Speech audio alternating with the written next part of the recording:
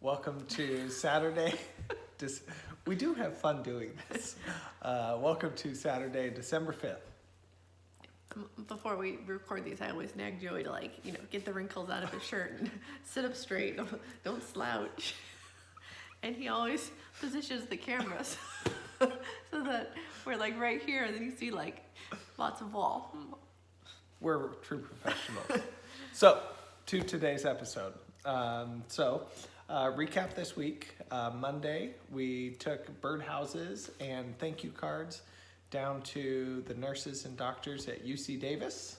Yeah, it was kind of fun to take I wrapped them up all pretty. I wasn't sure, when I told them we're bringing birdhouses down, they're like, oh yeah. I'm like, well, they're actually made of trees. Wood, trees. They're not sterile.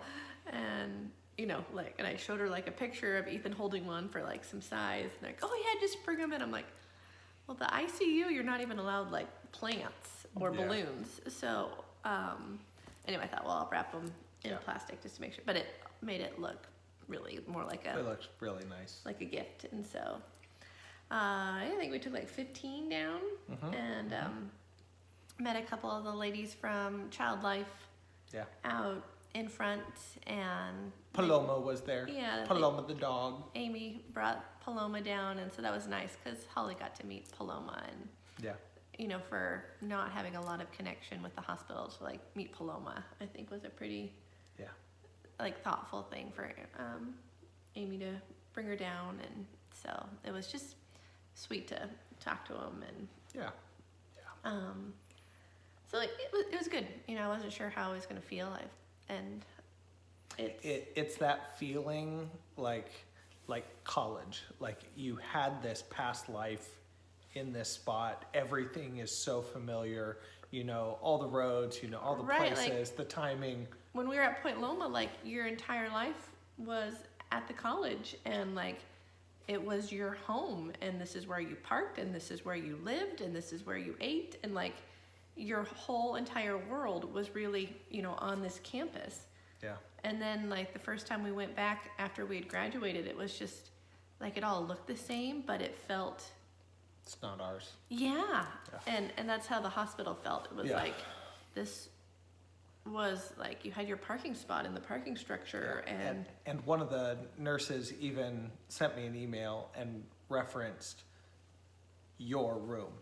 I was in your room today feeding a patient, and it's just she thinks of it as mine and Ethan's room. And I thought, what a mark we left, and it's pretty amazing. Yeah, I even said it's when I were talking to the ladies that came down, I'm it's weird to think that someone else is in Ethan's room, and one of the ladies from Child Life said, well, it'll be Ethan's room for a long time. Yeah. And I don't know, that makes me sad and makes me happy. So Child Life is one of the things at the hospital. So you have your doctors and nurses and your therapists and things like that. And then to help Joey and I, they had a social worker assigned to us, and that person was the person that coordinated housing, getting us at the Ronald McDonald House, or some of the scholarship, cancer family grants and things like that. The social worker coordinates all of that. And then Child Life is there on the floor, on the PICU and the regular pediatric floor. And they're basically there just to make the child's life better at the hospital. So they do all the art, they come around with the board games. Paloma, the therapy dogs, are part of that.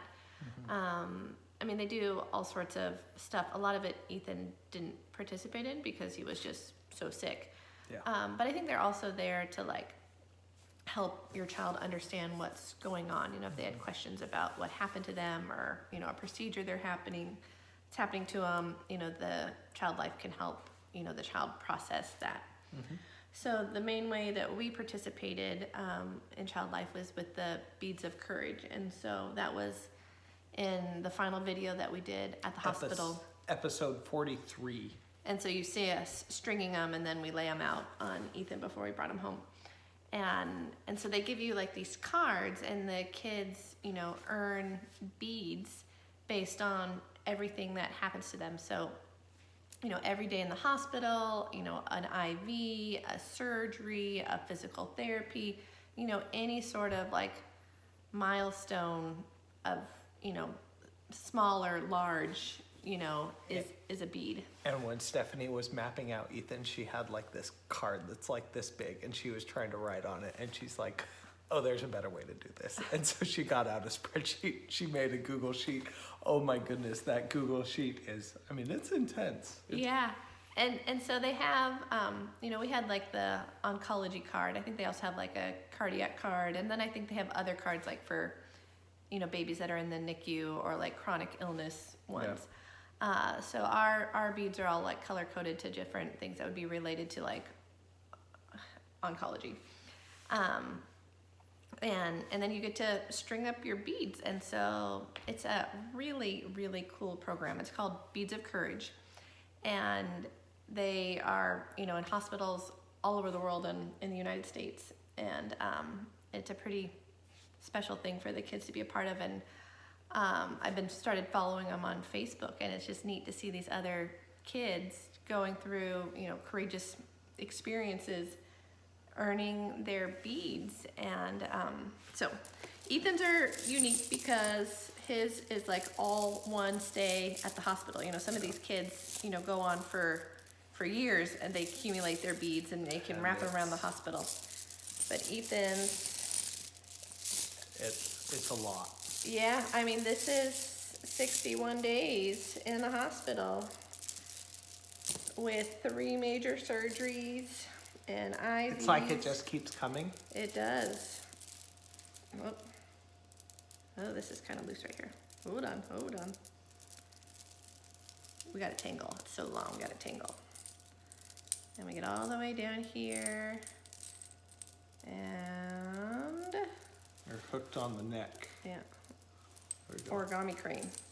We have Ethan's butterfly bead that they sent to us after we brought him home when he passed away. So here's all of Ethan's beads that all represent something happening to him, and I have it on the spreadsheet, so we can like go to each bead and I have it like recorded. And we also have it broken down into like, this is week 8, and then we have it like broken down so that there's a day marker so that we know like, oh, this is week 8, day something. Yeah, so if you look at this, we should do it the other way. So here's week 8, and then the yellow is a day in the hospital. So you can tell like week 8, day 1, you know, not a whole lot happened.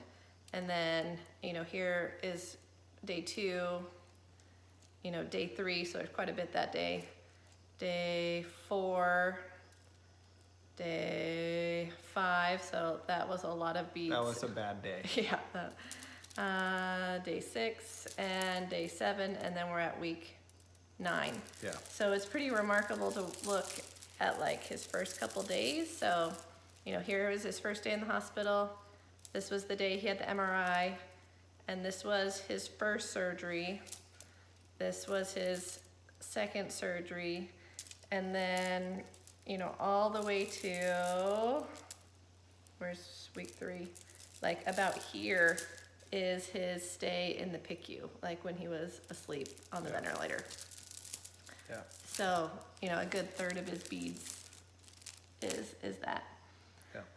Yeah. So anyway, it was just a really amazing experience. I think a really good culminating thing for Joey and I to do, because I kept track of it all, but we didn't actually string them up until right The before. last day. Yeah, and it was perfect to like string them up then. Yeah. So since it was such a meaningful thing for us, I was looking into it a little bit more, and they have a sibling program. And so I got the kids enrolled in the sibling program, and Beads of Courage sent it to us. So they're based out of Tucson, so they sent us to it. So here's Judah's. We can do it the right way, yeah. And it's a little bit different. So the siblings don't necessarily like, you know, they're not in treatment, so they don't get a bead for everything that they do. But they sent us like 9 of these little packs, and there's 3 beads in each one, and they represent, you know, different things. So like when you Like courage and hope. yeah, and there's like Joy. little talking points on there, so you can really make it what you want, and the teacher in me is like making a little lesson out of it. So anyway, we have like the beads, and then we're also doing like markers. So this would be like Ethan's first week in the hospital, his second week in the hospital, and then they gave us number 67 because that was his room, and so we've only done like the first 4. There's 9 weeks, which is perfect because there's 9 weeks that Ethan was in the hospital. Yep. And so we're almost halfway. Yeah. And we're taking the opportunity of pick a bead and share a memory about Ethan. And so I think it's, here we are coming up on Christmas, and, it's our first Christmas without Ethan. And so we're decorating our Christmas tree with Ethan's beads, and we'll be having the kids hang their beads up on our Christmas tree. So Judah's memories are pretty cute because he just said, well, I picked this one because Ethan liked fireworks.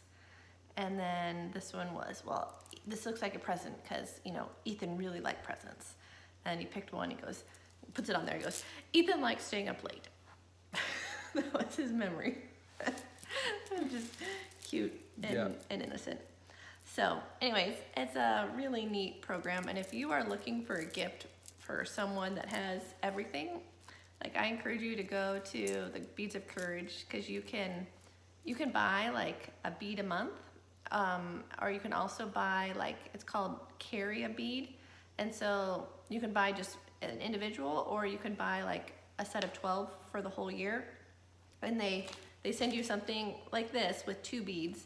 And you carry your bead, so you could carry it around on your job for the day, or if you were going on a hike, or if you were going on a drive, if you were doing a run, like it can just be, I went to work.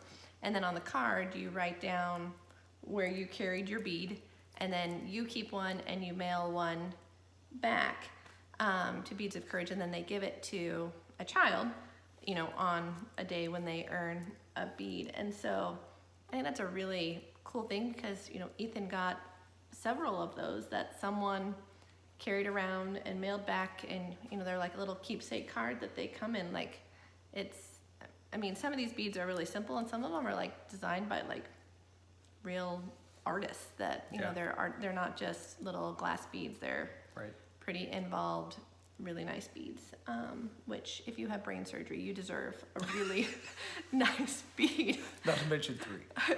Yeah, sometimes it's like, you had an IV put in, congratulations, you get a bead. You had major brain surgery for 12 hours, you earn a bead. But it was a really cool process, and it's a really good keepsake, not just for us, but for Judah and Marty. Down the road, they'll have something very concrete that represents this journey. Yeah. For them, not just Ethan, but for them. Yeah. And this is all made possible by, donors and people, donating. Like the kids got somebody donated so that my kids could do the Sibling program. And it's just, we're real people. Yeah. That are really using it, and it is really meaningful. Yeah. So anyway, that's our Beads of Courage story, and it's something we'll treasure. Yep. So to close out this video, we went ahead and made a quick montage of Christmas tree decorating. So. Oh, is that what we're doing? I don't know. Okay, I guess it's Christmas tree decorating. I didn't know we were doing a Christmas video. Oh, I thought the Beads of Courage were going on the Christmas tree. Okay, let's do it. Okay. Point your finger. This video is done. Till next time.